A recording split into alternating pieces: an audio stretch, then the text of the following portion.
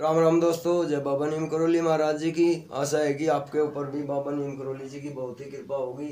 दोस्तों, बाबा जी की कृपा जिसके ऊपर हो जाती है उसका जीवन स्वर्ग हो जाता है। दोस्तों, तो अभी आज मैं आपको श्रीमद् वाल्मीकि रामायण का बालकांड का पहला सर्ग इसका वर्णन करूँगा। तो शुरू करते हैं। श्री राम श्री सीता रामचंद्राभ्याम नमः। श्री हनुमंते नमः। श्री बाबा नीम करोली महाराज जी की जय। नारद बालकांड का पहला सर्ग है ये। नारद जी का वाल्मीकि मुनि को संक्षेप से श्री रामचरित सुनाना। तपस्वी वाल्मीकि जी ने तपस्या और स्वाध्याय में लगे हुए विद्वानों में श्रेष्ठ मुनिवर नारद जी से पूछा, मुने, इस समय संसार में गुणवान, वीर्यवान, धर्मज्ञ, उपकार मानने वाला, सत्य वक्ता और दृढ़ प्रतिज्ञ कौन है? सदाचार से युक्त, समस्त प्राणियों का हित साधक, विद्वान, सामर्थ्यशाली और एकमात्र प्रिय दर्शन सुंदर पुरुष कौन है? मन पर अधिकार रखने वाला, क्रोध को जीतने वाला, कांतिमान और किसी की भी निंदा नहीं करने वाला कौन है? तथा संग्राम में कुपित होकर भी किससे देवता भी डरते हैं? मैं यह सुनना चाहता हूँ, इसके लिए मुझे बड़ी उत्सुकता है और आप ऐसे पुरुषों को जानने में समर्थ हैं। महर्षि वाल्मीकि के इस वचन को सुनकर तीनों लोगों का ज्ञान रखने वाले नारद जी ने उन्हें संबोधित करके कहा, अच्छा सुनिए। फिर प्रसन्नता पूर्वक बोले, मुझे आपने जिन बहुत से दुर्लभ गुणों का वर्णन किया है उनसे युक्त पुरुषों में मैं विचार करके कहता हूँ, आप सुने। इक्ष्वाकु के वंश में उत्पन्न हुए एक ऐसे पुरुष हैं जो लोगों को में राम नाम से विख्यात हैं। वे ही मन को वश में रखने वाले, महाबलवान, कांतिमय, धैर्यवान और जितेंद्रिय हैं। वे बुद्धिमान, नीतिज्ञ, वक्ता, शोभायमान तथा शत्रु संहारक हैं। उनके कंधे मोटे और भुजाएं बड़ी बड़ी हैं। ग्रीवा शंख के समान और ठोड़ी मांसल है। उनकी छाती चौड़ी और धनुष बड़ा है। गले की नीचे की हड्डी मांसपेशियों से मांस से छिपी हुई है। वे शत्रुओं का दमन करने वाले हैं। भुजाएं घुटने तक लंबी है। मस्तक सुंदर है, ललाट भव्य और चाल मनोहर है। उनका शरीर ना अधिक ऊंचा और ना नाटा होकर सामान्य है और मध्यम सुडौल है। देह का रंग चिकना है। वे बड़े बड़े प्रतापी हैं और उनका वक्ष स्थल भी भरा हुआ है। आंखें बड़ी बड़ी हैं। वे शोभायमान और शुभ लक्षणों से संपन्न हैं। धर्म के ज्ञाता, सत्य प्रतिज्ञ तथा प्रजा के हित साधन में लगे रहने वाले हैं। वे यशस्वी, ज्ञानी, पवित्र, जितेंद्रिय और मन को एकाग्र रखने वाले हैं। प्रजापति के समान पालक, श्री संपन्न, वैरी विध्वंस और जीवों तथा धर्म के रक्षक हैं। स्वधर्म और स्वजनों के पालक, वेद वेदांगों के तत्ववेत्ता और धनुर्वेद में प्रवीण हैं। वे अखिल शास्त्रों के तत्वज्ञ, स्मरण शक्ति से युक्त और प्रतिभा संपन्न है। अच्छे विचार और उदार हृदय वाले वे श्री रामचंद्र जी बातचीत करने में चतुर तथा समस्त लोगों के प्रिय हैं। जैसे नदियां समुद्र में मिलती हैं, उसी प्रकार सदा राम से साधु पुरुष मिलते रहते हैं। वे आर्य एवं सब में समान भाव रखने वाले हैं। उनका दर्शन सदा ही प्रिय मालूम होता है। संपूर्ण गुणों से युक्त वे श्री रामचंद्र जी अपनी माता कौशल्या के आनंद बढ़ाने वाले हैं। गंभीरता से समुद्र और धैर्य में हिमालय के समान है। वे विष्णु भगवान के समान बलवान हैं। उनका दर्शन चंद्रमा के समान मनोहर प्रतीत होता है। वे क्रोध में कालाग्नि के समान हैं और क्षमा में पृथ्वी के समान सदृश हैं। त्याग में कुबेर और सत्य में द्वितीय धर्मराज के समान है। इस प्रकार उत्तम गुणों से युक्त सत्य पराक्रम करने वाले सद्गुणशाली अपने प्रियतम ज्येष्ठ पुत्र को, जो प्रजा के हित में संलग्न रहने वाले थे, प्रजा वर्ग का हित करने की इच्छा से राजा दशरथ ने प्रेमवश युवराज पद पर अभिषिक्त करना चाहा। तदनंतर राम के राज्याभिषेक की तैयारियां देखकर रानी कैकेयी ने, जिसे पहले से ही वर दिया जा चुका था, राजा से यह वर मांगा कि राम का निर्वासन हो, वनवास हो और भरत का राज्याभिषेक हो। राजा दशरथ ने सत्य वचन के कारण धर्म बंधन में बंधकर प्यारे पुत्र राम को वनवास दे दिया। कैकेयी का प्रिय करने के लिए पिता की आज्ञा के अनुसार उनकी प्रतिभा का पालन करते हुए वीर रामचंद्र वन को चले गए। तब सुमित्रा के आनंद बढ़ाने वाले विनयशील लक्ष्मण जी ने भी, जो अपने बड़े भाई राम को बहुत ही प्रिय थे, अपने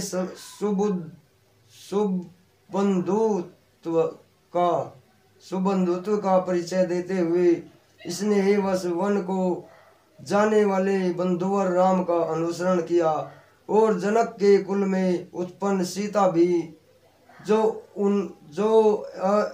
अवर्तीर्ण हुई देव माया की भांति सुंदरी, समस्त शुभ लक्षणों से विभूषित, स्त्रियों में उत्तम, राम के प्राणों के समान प्रियतमा पत्नी तथा सदा ही पति का हित चाहने वाली थी, रामचंद्र जी के पीछे चली। जैसे ही चंद्रमा के पीछे रोहिणी चलती है, उस समय पिता दशरथ ने अपना सारथी भेजकर और पूर्ववासी मनुष्यों ने स्वयं साथ जाकर दूर तक उनका अनुसरण किया। फिर श्रृंगवेरपुर में गंगा तट पर अपने प्रिय निषाद राज गुहू के पास पहुंचकर धर्मात्मा श्री रामचंद्र जी ने सारथी को अयोध्या के लिए विदा कर दिया। निषाद राज गुहू लक्ष्मण और सीता के साथ राम ये चारों एक वन से दूसरे वन में गए। मार्ग में बहुत जलों वाली अनेकों नदियों पार करके भारद्वाज के आश्रम पहुँचे और गुहू को वहीं छोड़ दिया। भारद्वाज मुनि की आज्ञा से चित्रकूट पर्वत पर गए। वहां वे तीनों देवता और गंधर्वों के समान वन में नाना प्रकार की लीलाएं करते हुए एक रमणीय पर्णकुटी बनाकर उसमें सानंद रहने लगे। राम के चित्रकूट चले जाने पर पुत्र शोक से पीड़ित राजा दशरथ उस समय पुत्र के लिए उसका नाम लेकर विलाप करते हुए स्वर्गगामी हो गए। उनके स्वर्ग गमन के पश्चात वशिष्ठ आदि प्रमुख ब्राह्मणों द्वारा राज्य संचालन के लिए नियुक्त किए जाने पर भी महाबलशाली वीर भरत ने राज्य की कामना न करके पूज्य राम को प्रसन्न करने के लिए वन को ही प्रस्थान किया। वहां पहुंचकर सद्भावना युक्त भरत जी ने अपने बड़े भाई सत्य पराक्रमी महात्मा राम जी से याचना की और कहा, धर्मज्ञ आप ही राजा हो। परंतु महान यशस्वी परम उदार प्रसन्न मुख महाबली राम ने भी पिता के आदेश का पालन करते हुए राज्य की अभिलाषा न की और उन भरताग्रज ने राज्य के लिए न्यास चिन्ह के रूप में अपनी खड़ाऊ भरत को देकर उन्हें बार बार आग्रह करके लौटा दिया। अपनी अपूर्ण इच्छा को लेकर ही भरत ने वन राम के चरणों का स्पर्श किया और राम के आगमन की प्रतीक्षा करने हेतु वे नंदीग्राम में राज्य करने लगे। भरत के लौट जाने पर सत्य प्रतीक जितेंद्र श्रीमान राम ने वहां पर पुनः नागरिक जनों का आना जाना देखकर उनसे बचने के लिए एकाग्र भाव से दंडकारण्य में प्रवेश किया। वहां उस महान वन में पहुंचने पर कमल लोचन राम ने विराध नामक राक्षस को मारकर सरभंग, सुतीक्ष्ण, अगस्त्य मुनि तथा अगस्त्य के भ्राता का दर्शन किया। फिर अगस्त्य मुनि के कहने से उन्होंने इंद्र धनुष, एक खंग और 2 तुनीर जिनमें बाण कभी नहीं घटते थे प्रसन्नता पूर्वक ग्रहण किए। एक दिन वन में वनचरों के साथ रहने वाले श्री राम के पास असुर तथा राक्षसों के वध के लिए निवेदन करने को वहां के सभी ऋषि आए। उस समय वन में श्री राम ने दंडकारण्य वासी अग्नि के समान तेजस्वी उन ऋषियों को राक्षसों के मारने का वचन दिया और संग्राम में उनके वध की प्रतिज्ञा की। वहां ही रहते हुए श्री राम ने इच्छानुसार रूप बनाने वाली जन स्थान निवासी शूर्पणखा नाम की राक्षसी लक्ष्मण के द्वारा उसकी नाक कटाकर कुरूप कर दिया था। तब शूर्पणखा कहने से चढ़ाई करने वाले सभी राक्षसों को और खर, दूषण, तृष्णा तथा उनके पृष्ठपोषक असुरों को राम ने युद्ध में मार डाला। उस वन में निवास करते हुए तथा उन्होंने जन्म स्थान वासी 14,000 राक्षसों का वध किया। तदनंतर अपने कुटुंब का वध सुनकर रावण नाम का राक्षस क्रोध से मूर्छित हो उठा और उसने मारीच राक्षस से सहायता मांगी। यद्यपि मारीच ने यह कहकर कि रावण, उस बलवान राम के साथ तुम्हारा विरोध ठीक नहीं है, रावण को अनेक बार मना किया, परंतु काल की प्रेरणा से रावण ने मारीच के वाक्यों को टाल दिया और उसके साथ ही राम के आश्रम पर गया। मायावी मारीच के द्वारा उनके दोनों राजकुमारों को आश्रम से दूर हटा दिया और स्वयं राम की पत्नी सीता का अपहरण कर लिया। जाते समय मार्ग में विघ्न डालने के कारण उसने जटायु नामक गृध्र का वध कर दिया।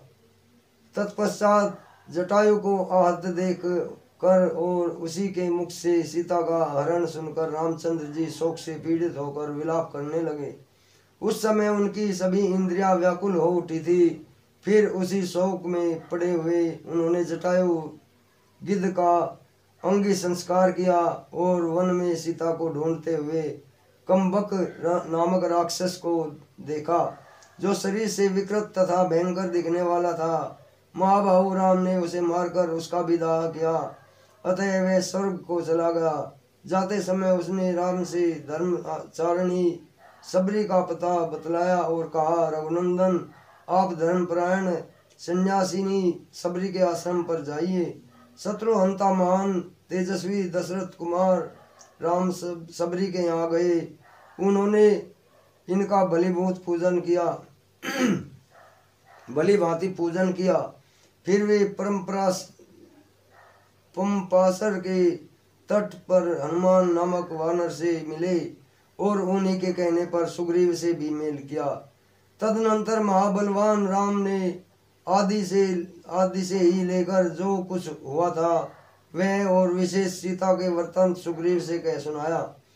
वानर सुग्रीव ने राम की सारी बातें सुनकर उनके साथ प्रेम पूर्वक अग्नि को साक्षी बनाकर मित्रता की।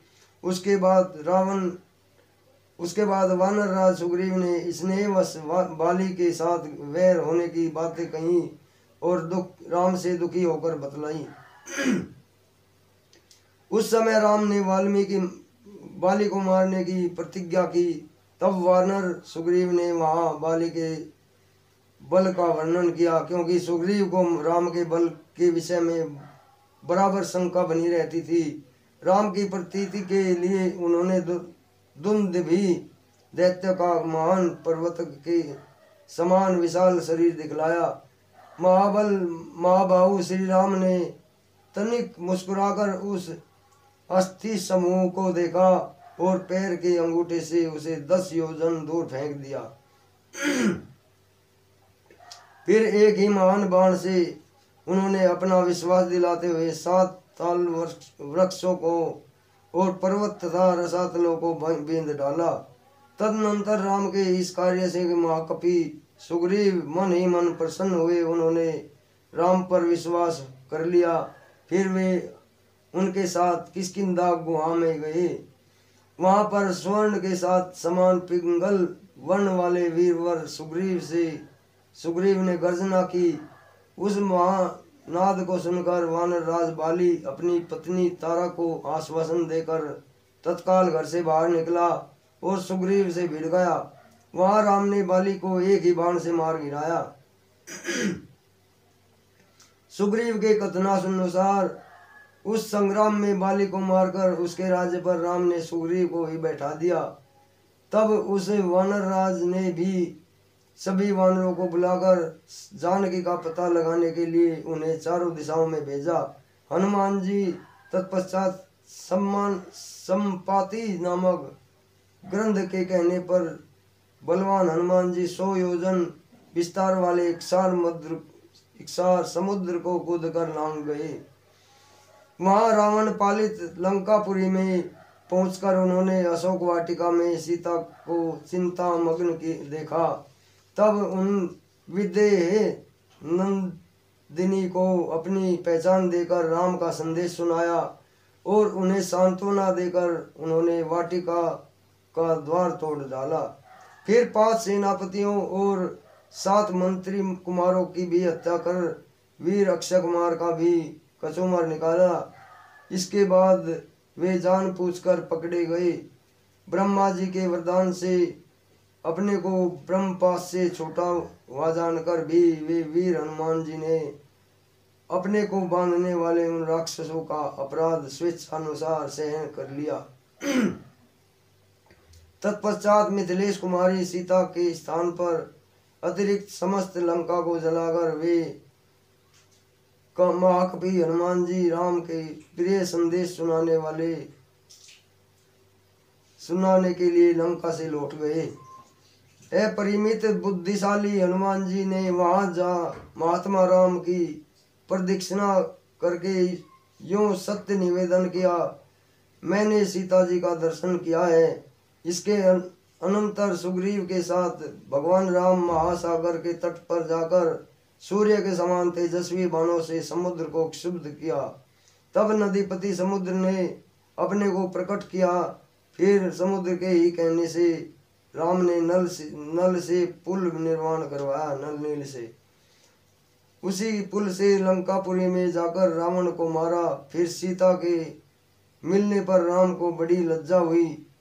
तब भरी सभा में सीता के प्रति वे मर्म भेदी वचन कहने लगे।